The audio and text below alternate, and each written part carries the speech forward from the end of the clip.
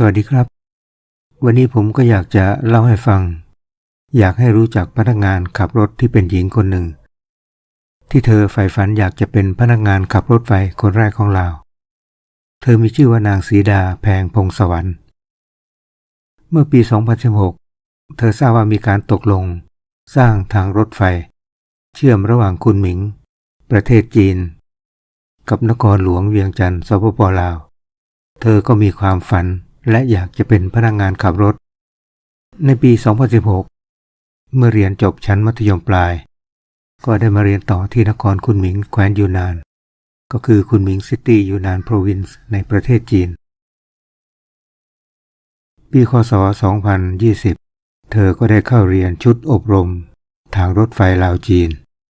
เธอพยายามเรียนทางเทคนิคความรู้ต่างๆเพื่อเตรียมพร้อมที่จะเป็นผู้ขับรถไฟ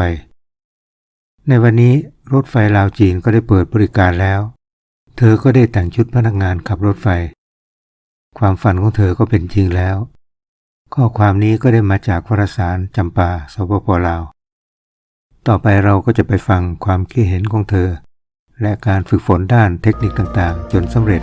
ว่ามีความลำบากยากอย่างไร老挝万象市郊的中老铁路训练基地这段时间热火朝天中老铁路将迎来第一批持证上岗的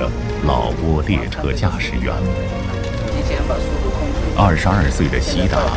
正梦想着拥有一个全新的身份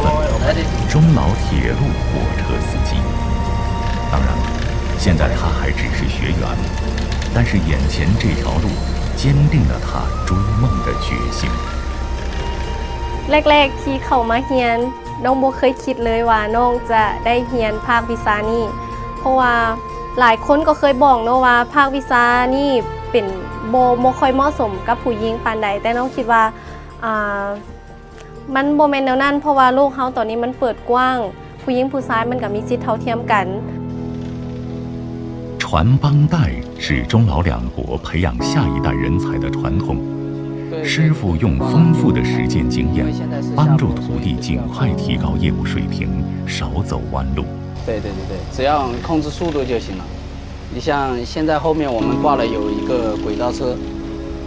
后面挂的有车辆的话我们就尽量使用大闸因为这边的线路我们中国师傅魏松涛刚来基地的时候没想到他的学生里居然有一个女弟子虽然她是女生但是心很细平常也比较懂事也比较肯问肯学她一般提的问题我都会很仔细的回答她西达和他的同学们一道认真学习努力实践决心完成毕业所要求的全部课程成为一名合格的中老铁路火车驾驶员หลังจากที่ว่าเขาผ่านการฝึกอบรมมาในระยะหนึ่งเนาะเชื่อมั่นในตัวเองว่าสิเป็น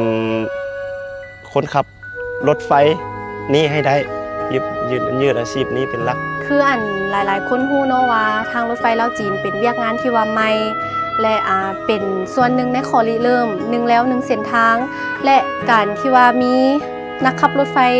ผู้หญิงก็คือการให้โอกาสไปหญิงเฮาได้พัฒนาความรู้ความสามารถในประเทศลาวยังบ่ทันมีคนขับรถไฟแม่หญิงเทื่อน้องในฐานะที่ว่าเป็น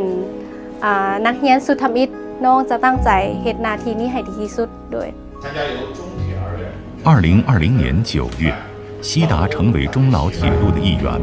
学了4个月理论实操8个月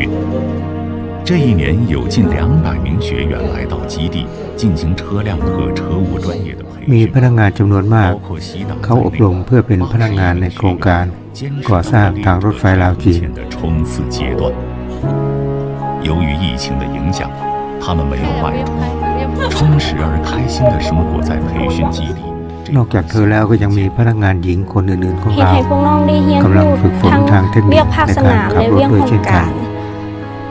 ก็ลองไปฟังเรื่องราวของเธอจนกว่าจะมาถึงวันนี้ครับพวกน้องมาอยู่นี่พวกน้องก็คิดว่าเพื่อที่จะแบบฝึกงาน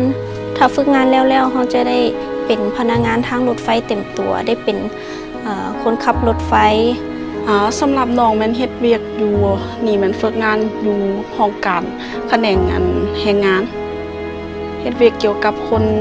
เข้าคนออกบ่หรือว่าบางเทื่อก็มีผักส่วนเงินเดือนประเภทนี้เพราะว่าคิดว่าทางรถไฟมันก็มีความมั่นคงให้กับเฮาแล้วก็บ่ว่าสวัสดิการหรือว่าหยังต่างๆก็ถือว่าดีหลาย พนักงานของโครงการก่อสร้างทางรถไฟลาวจีนที่ได้ผ่านการอบรมแล้วก็สามารถใช้ภาษาจีนได้ดีทั้งมีร่างกายสมบูรณ์มีรูปร่างสูงเพื่อสามารถให้การดูแลและบริการผู้โดยสารในรถไฟได้เป็นอย่างดีก็มีข่าวว่าพนักงานลาวประมาณ 100,000 คนได้ปฏิบัติงานในฝ่ายต่างๆในสถานีรถไฟทั้งพนักงานขายตั๋วพนักงานดูแลความปลอดภัยพนักงานทำความสะอาดและบริการอื่นๆวันนี้ผมเล่าให้ฟังเพียงเท่านี้ก็จะเล่าตอนต่อไปให้ฟังในคลิปหน้าวันนี้สวัสดีครับ